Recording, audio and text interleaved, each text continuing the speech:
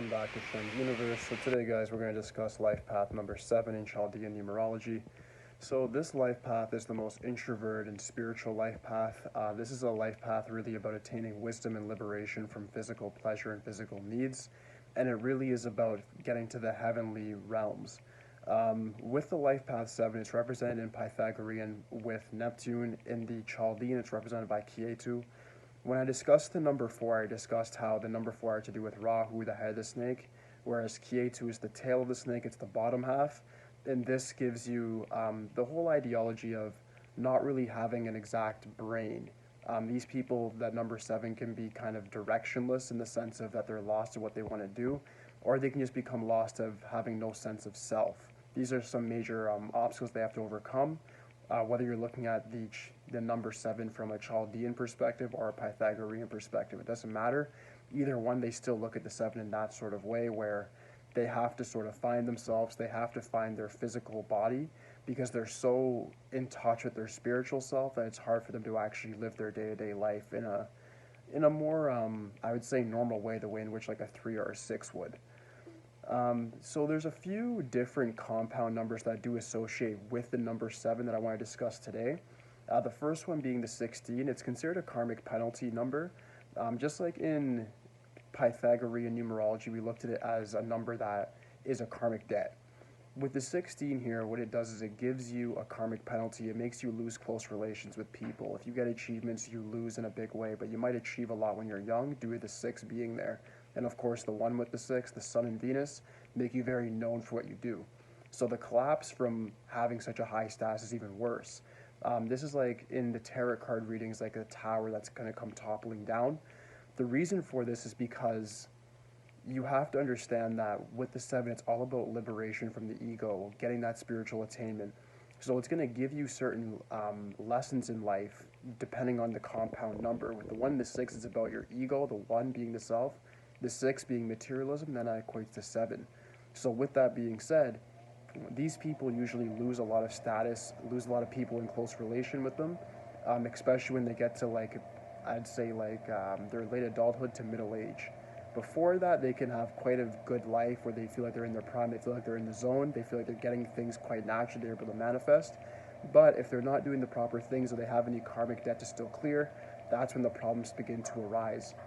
Also, you guys have to watch out for feeling your body. If you guys have any sort of injuries of any sort, like with your hands, neck, whatever it may be, it could be arthritis, it could be a sickness, you guys are the type of people that really work through your pain or work through a sickness where you guys don't really acknowledge your body as a vessel that needs to be taken care of, but you look at it more like a machine that you just feed and you do what it needs to be done. But unlike your vehicle, unlike a machine, it still needs extra care. And you guys need to understand that you are yourself. You still are your body. You are a spirit, but you are your human body as well. This skin is still you. And without acknowledging that, you're going to face a lot of difficulties in life, especially when it comes to sicknesses that become more than what they're supposed to be, injuries that are left untreated become worse over time. Understand that's just your karma for not actually taking your body seriously, so you need to make sure that you're understanding the cause and effect of these things and working appropriately. The next one is the 25/7. This is considered like the exaltation of the number 7 because the number 2 is the moon, and K2 is the south node of the moon, so that double water energy really helps. And number 5 is Mercury, which helps them communicate what's in their subconscious brain. So when all this comes together, what you have is somebody who learns from every mistake they make. They're able to learn through other people, and they have a motto of what doesn't kill them makes them stronger. So when they're able to work in this appropriate way, they end up learning from their experiences, attaining wisdom through it, and liberation. They end up usually teaching other people. These people can tend to be the jack of all trades, master of none. So make sure that you are choosing a singular topic that you're going to master it, and then teach it to other people. Like the number 25 is really known as a great teacher. These people can get into things like media, any sort of science, medicals, anything to do with that sort of thing, they're really good in. They can have all the skills the number 7 mean. They can be very introverted. They're able to be within themselves, get spiritual attainments. However, they're also able to teach those spiritual lessons to other people as well, which is very different from the other number 7 compound numbers, where they usually just keep it to themselves, or they're more on just like a lack of an interpersonal life path. The 25 is the one that really presses on being an interpersonal life path and teaching what you know to other people. The next one, the 34, In Chaldean numerology, they consider it to be pretty much the same as the 25 in a sense. The only thing is the 34 is more of an artistic bent. These are the people that might end up being sevens but get into martial arts, or maybe social media, media studies, literature, sculpting, things like that. But aside from that, they are quite similar. 25 is a little bit more considered powerful in Chaldean tablets, just due to the fact that the 7 gets a lot of ascension through that number. The final one is the number 43.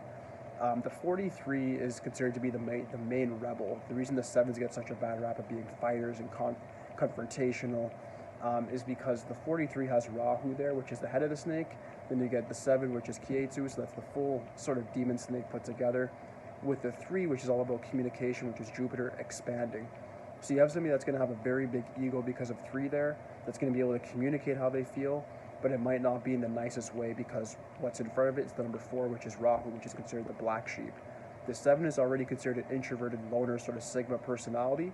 So when the number 4 is there as well in the very front, it makes these people very, very rebellious and very much about getting their own way. They do very often get their agenda rammed home with force.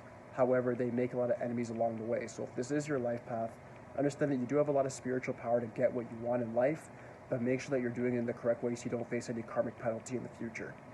But aside from that, that should conclude this video, guys. If you have any questions...